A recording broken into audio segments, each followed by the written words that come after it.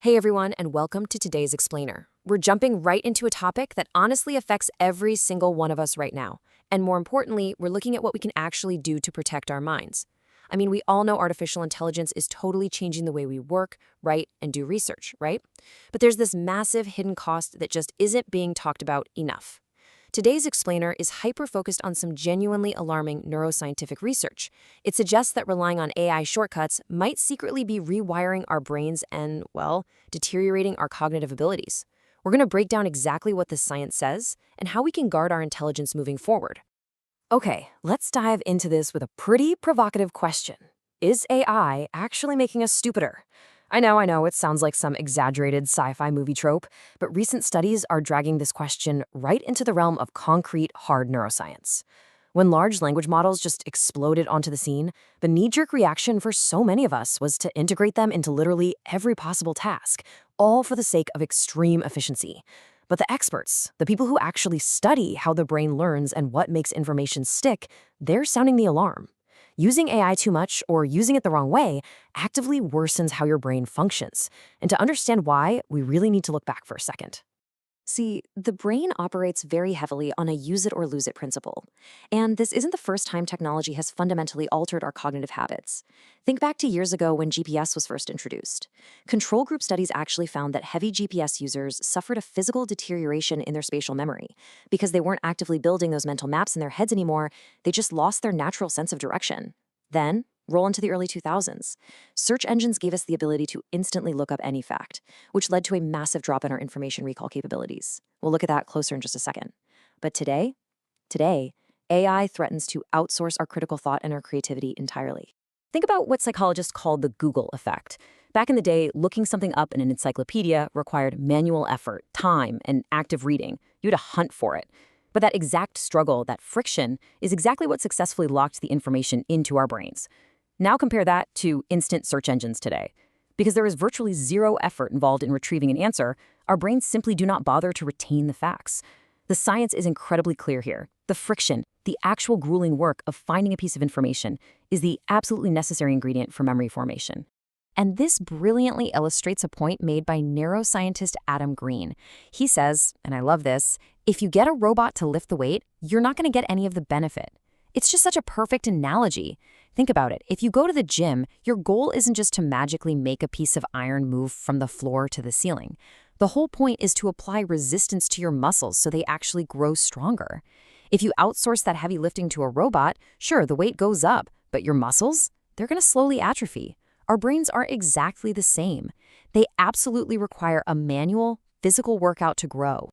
So when you manually struggle to write a sentence or you wrestle with some really complex concept, you are actively building and strengthening neural pathways. That manual effort is also how you develop and retain your own incredibly unique voice and perspective. But when you take the AI software shortcut, you bypass that mental workout entirely. Yeah, you get instant, perfectly polished results, but over time, outsourcing this process leads to measurable cognitive deterioration. Why? Because you're systematically removing the exact resistance your brain desperately needs to thrive. Because of all this, AI has basically become the ultimate shortcut machine. And what makes this so historically unprecedented is just the massive scope of it all. It isn't just taking away the effort of navigating a new city, like GPS did. It is completely removing the mental friction across an incredibly wide range of creative and analytical daily tasks. And look, the convenience is undeniably tempting. I mean, who wouldn't want to skip the hard, tedious parts of their workday? But by constantly choosing that convenience across all these different domains, we are placing our overall intelligence at a totally unprecedented risk. So what's the actual cost of all this amazing convenience? Well, let's look at the cost to our creativity. There's this recent, highly compelling study that analyzed thousands and thousands of college application essays, and what they found was, honestly, deeply concerning. The pool of ideas being presented is shrinking. It's becoming totally homogenized. When you outsource your brainstorming to an AI, you actively get worse at generating original concepts yourself. It's a very specific skill, and again, if you don't use it, you lose it. The scary implication here isn't just about your individual intelligence. It's that our collective societal creativity is actually becoming less varied and more identical. Consider this real-world example often called the blank page scenario. Any writer knows the sheer dread of staring at a blank page. It is incredibly tempting to fire up a chatbot just to generate that first spark, or maybe an introductory sentence to get the ball rolling. But researchers spoke with a writer who completely refuses to do this. They choose to intentionally suffer through the painful struggle of the blank page because they are terrified of getting the AI's generic phrasing stuck in their head. They view it as algorithmic pollution. By doing the hard work manually, they're fiercely protecting their highly distinctive, unique human voice.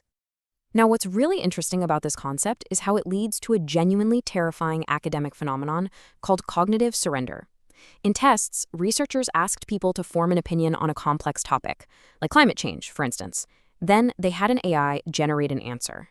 What they discovered was that people routinely just abandoned their own intuition and trusted the AI's answer instead. Even in setups where the AI was obviously completely wrong, people just assumed the robot was smarter than they were. Cognitive surrender essentially destroys our confidence in our own judgment. We are literally training ourselves to be intellectually subservient to software. And the data absolutely backs this up beyond just a few single experiments. A major study from a university in Switzerland looked at a sample size of hundreds of people.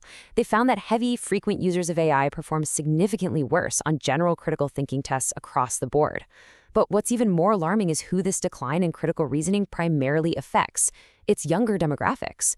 When young adults whose brains are actively developing, well into their 20s by the way, use AI as a crutch, the negative impact on their fundamental critical thinking skills is heavily, heavily pronounced. So, how do we stop this from happening to us? Well, there's this brilliant, sticky heuristic you can use called the random guy test. Before you type a prompt into an AI, just pause and ask yourself, would I trust a random guy on the street to answer this question? If the topic is important, if it's nuanced, or if it requires real judgment, and you definitely wouldn't trust a random stranger's opinion on it, then you absolutely must not rely on an AI to answer it for you. Those are the explicit, absolutely crucial moments where you must strictly rely on your own manual research and judgment. Let's see how this builds into a practical roadmap for maintaining our cognitive health. Here are 3 super actionable steps. Step 1. Always, always form your own opinion and theory first, before you even open a chatbot. Step 2, don't use AI to do the work. Use it to challenge or refine the work you've already done yourself.